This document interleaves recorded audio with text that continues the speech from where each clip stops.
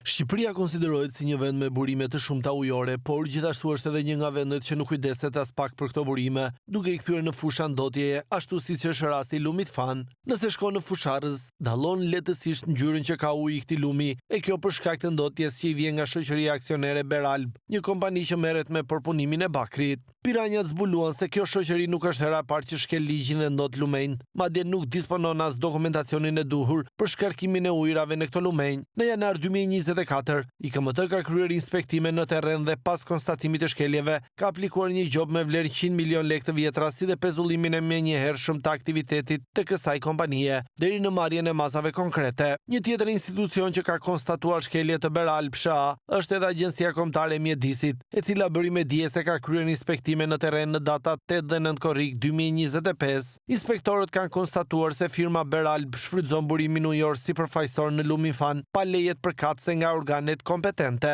Inspektorët bëjnë me dije gjithashtu se subjekti nuk disponon të impjant trajtimit të ujrave teknologjike të dala nga procesi pasurimit të bakrit, si dhe nuk ka patur rrethimin perimetrik të disa pjesëve të zonës së ushtrimit të aktivitetit dhe tabelat sinjalizuese dhe orientuese. Lidhur me dëmin e shkaktuar nga kjo kompani, Piranjat komunikuan edhe me kryetarin e bashkisë së fusharëzit Hilsuri, i cili sqaroi se bashkia është në kontakt të vazhdueshëm me CEO-n e kompanisë për vijimin e punës lidhur me minimizimin e ndotjes. Për firma është e papranueshme, nëse ndotja e ujit do të vazhdoje, si bashkia kemi bërë disa kontakte për problematika që krijohen, me drejtorin kam bërë disa takime, përfundimisht kemi vendosur që ai të rinërtojë puset e dekantimit, të cilat do ta ulin mos 90% ndotjen. Ai më ka premtuar se do bëj. Gjatë bisedave me gazetarin e Piranjave, shumë banorë të fusharëzit u shprehen se lumi ndotur me mbetje nga fabrika nuk u shërben më për tokat e tyre dhe se këto të fundit kanë dalë jashtë përdorimit nga kontaminimi. Tani ndimër është i ndotur apo vetëm në verë?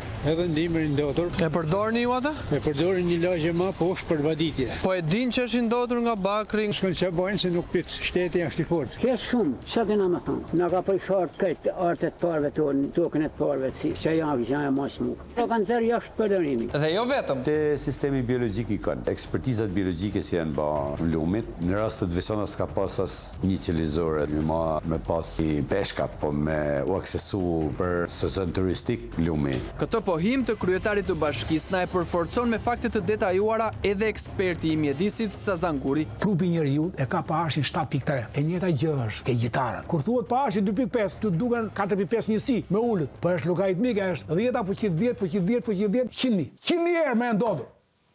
100 herë më ndodhur, pra se norma. Mirë, po kjo është ndotje kimike, është ndotje në strukturën e ujit, janë metale të rënda, ndotjet. Janë sedimente në ngarkesë që mban ujin në trup. Acid më acid, e kthen tokën në tokë acide. Kush e di sa mijë vjet mundoj toka të rigjenerohet? Këtë bësh me ndotje mjedisore, ti këtë bësh me jetë shëndetësore të banorit. Ti merr një ndotje në mënyrë direkte nga uji në toksor, nga bima, e merr nga qumshi i lopës. E pra, kjo nuk duhet kuptuar vetëm si një ndotje lokale mjedisore, por si një ndotje që na prek të gjithëve ne.